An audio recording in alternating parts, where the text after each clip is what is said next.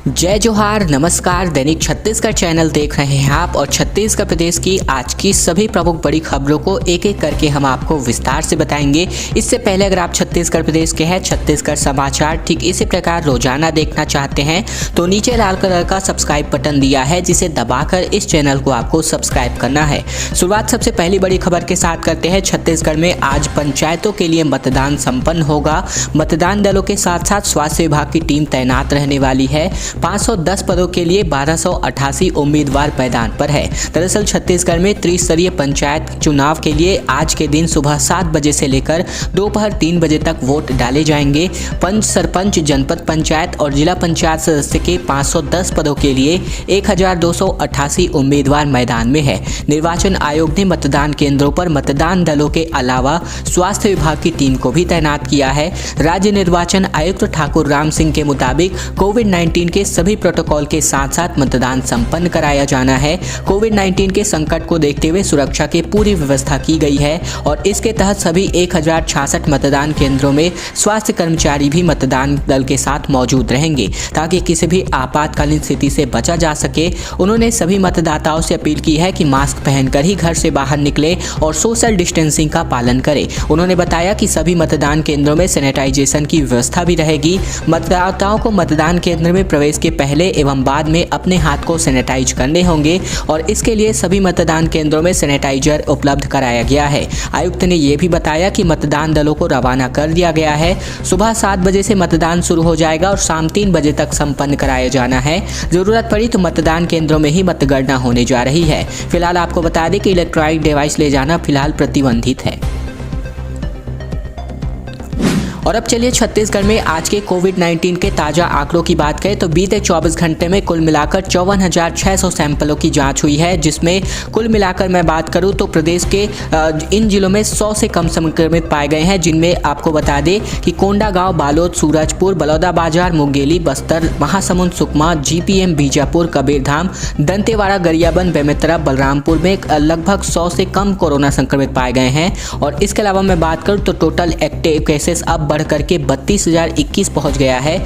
आज के पॉजिटिव प्रकरण की बात करें तो ताबड़तोड़ 5,625 नए मामले सामने आए हैं बीते 24 घंटे में।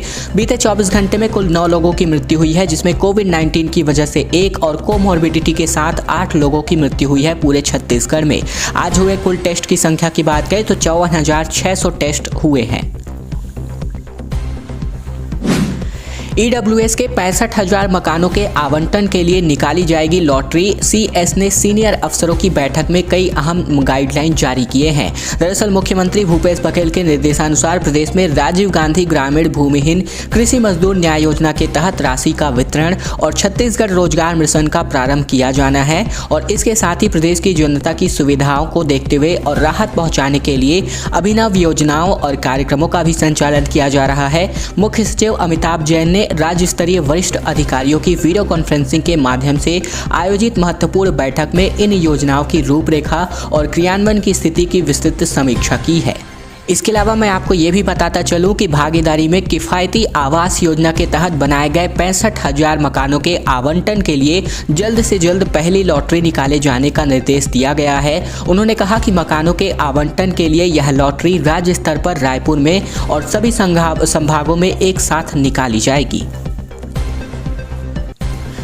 दंतेवाड़ा में एफएम रेडियो स्टेशन की स्थापना होने जा रही है। भारत सरकार से 90.4 की फ्रीक्वेंसी मिल गई है। कलेक्टर बोले कम्युनिटी रेडियो की यहां पर महत्वपूर्ण भूमिका होने जा रही है। दंतेवाड़ा जिले में शासन की महत्वाकांक्षी योजना कम्युनिटी रेडियो समुदाय को और यहां की स्थानीय प्रतिभा को नई आवाज देने जा रही है। जल्द से जल्द जिले में एफएम रेडियो स्टेशन की स्थापना होने जा रही है। भारत सरकार के सूचना एवं प्रसारण मंत्रालय से 90.4 की फ्रीक्वेंसी प्राप्त हुई है। इसके अलावा जिले में शासन की विभिन्न योजनाओं के अंतर्गत क्षेत्र के विकास के लिए कार्य किए जा रहे हैं और इससे लोगों के जीवन में सुधार आ रहा है। आपदा हो या फिर जन जागरूकता, कम्युनिटी रेडियो सूक्ष्म स्तर पर अहम भूमिका निभाएगी। एफएम रेडियो स्टेशन की स्थापना के लिए तैयारियां लगभग पूरी कर ली गई है। कलेक्टर दीपक सोनी के मुताबिक क्षेत्र के पुरातात्विक स्थलों, संस्कृति, लोक नृत्य, लोकगीत के संरक्षण, संवर्धन और प्रशासन की समस्त योजनाओं को लोगों तक प्रसारित करने के लिए एफएम रेडियो की स्थापना की जा रही है, जिसमें लोकगीतों के माध्यम से न सिर्फ संस्कृति का प्रचार प्रसार किया जाएगा बल्कि समस्त शासकीय योजनाओं का स्थानीय भाषा जैसे कि हल्बी हो गया, गोंडी हो गया, इन बोली भाषाओं में प्रसारित करके जन जन तक पहुंचाया जाएगा। स्थानीय कला और संस्कृति के क्षेत्र को भी बढ़ावा मिलेगा। साथ ही मौसम से संबंधित विषयों का भी प्रसारण इसी एफएम रेडियो स्टेशन के माध्यम से किया जाएगा।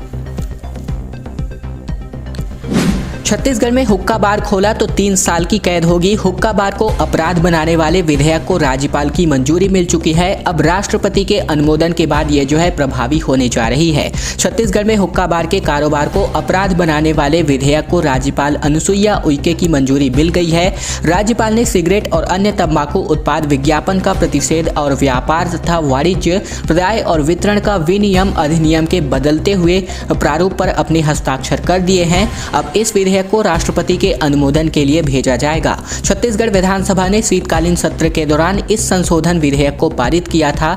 नए प्रावधानों के मुताबिक इस अधिनियम में लिखी किसी बात के होते हुए भी कोई व्यक्ति स्वयं या फिर किसी अन्य व्यक्ति की ओर से कोई हुक्का बार नहीं खोलेगा या फिर हुक्का बार नहीं चलाएगा या रेस्टोरेंट में किसी भी स्थान पर ग्राहकों को हुक्का नहीं देगा।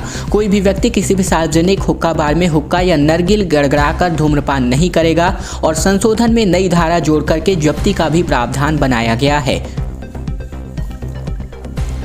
पूरा संभाग ठिठुरता नजर आ रहा है। मैन पार्ट की बात करें तो रात का न्यूनतम तापमान 4 डिग्री के तकरीबन करीब पहुंच रहा है। पाले भी जम रही हैं, तो वहीं शहर का न्यूनतम तापमान 6.6 डिग्री पर पहुंचा है।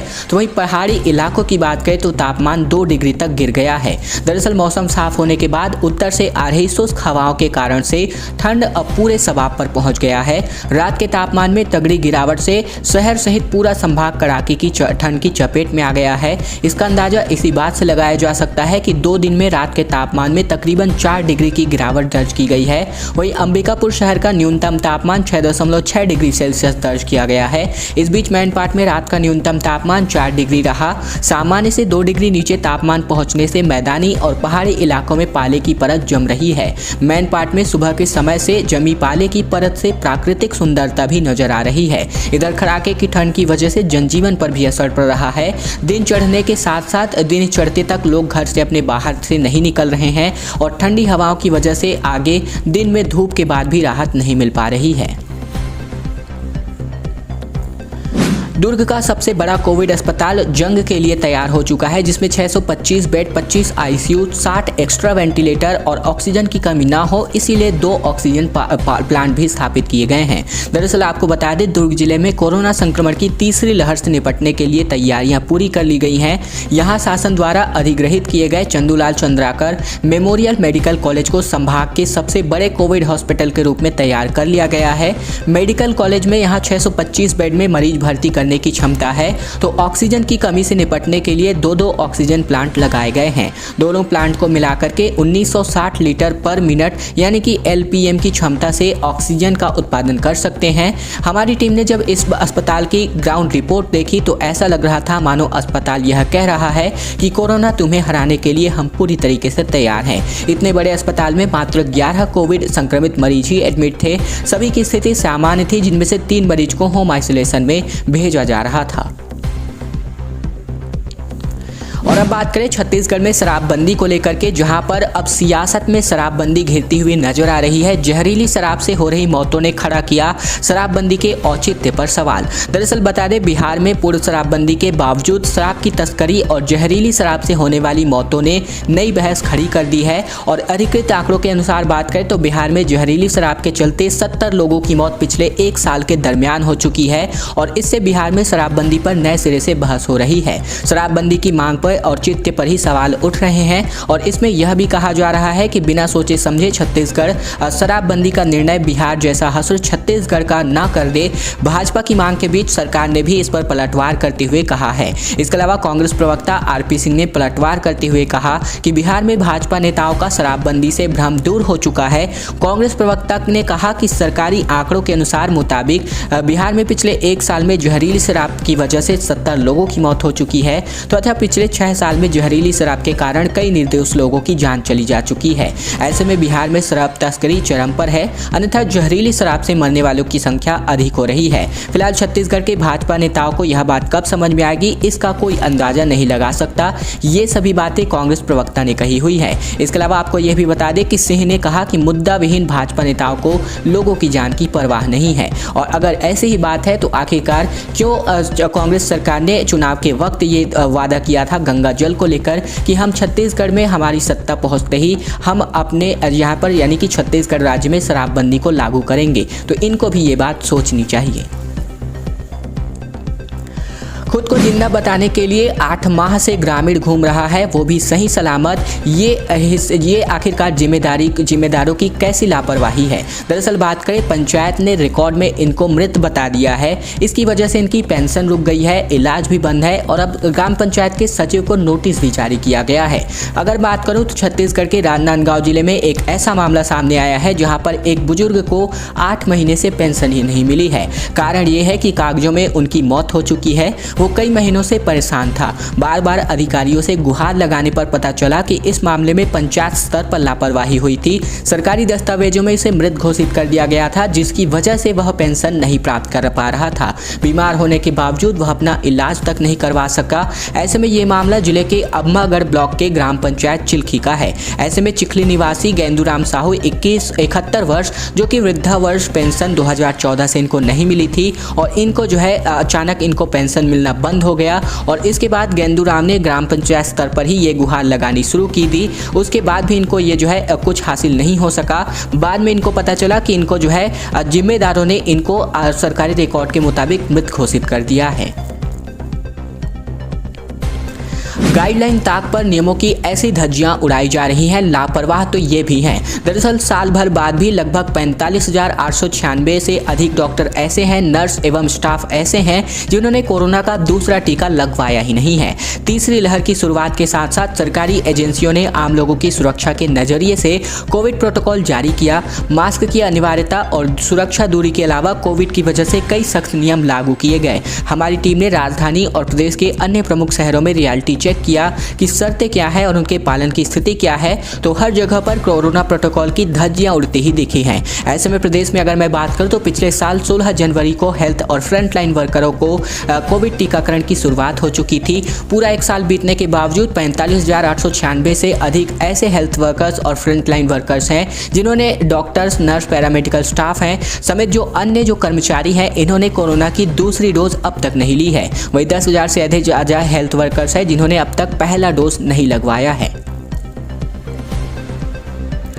नक्सलगढ़ के गांवों में बनेंगे बस स्टैंड। बस्तर में पहली बार सीआरपीएफ ने बनवाया यात्री प्रतीक्षालय। गमावाड़ा से इसकी शुरुआत हुई है। सोलर लाइट्स भी लगाई गई हैं। दरअसल छत्तीसगढ़ के बस्तर में तैनात सीआरपीएफ 230 बटालियन ने ग्रामीणों को राहत पहुंचाने के लिए अब बस स्टैंड और यात्री प्रतीक्षालय का निर्माण करवा रही है, जिसकी शुरुआत दंतेवाड़ा जिले के गमावाड़ा से की गई है। बस्तर में ऐसा पहली बार हुआ है कि सीआरपीएफ सिविक एक्शन कार्यक्रम में इस तरह की नई पहल कर रही है। इसका सीधा फायदा ग्रामीणों को मिलेगा, क्योंकि हर जिले के हर नक्सलगढ़ गांव में यात्री प्रतीक्षालय और बस स्टैंड नहीं है, जिससे वाहन का इंतजार करने ग्रामीणों को धूप हो या फिर बारिश पेड़ के नीचे ही खड़ा रहना पड़ता है।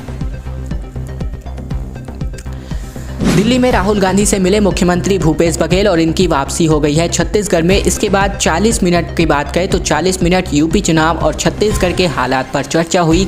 बेटे की शादी का भी न्योता दिया है। दरअसल बात करें उत्तर प्रदेश विधानसभा चुनाव के प्रचार से दिल्ली लौटकर मुख्यमंत्री भूपेश बघेल यहां पर राहुल गांधी से उन्होंने मुलाकात की है।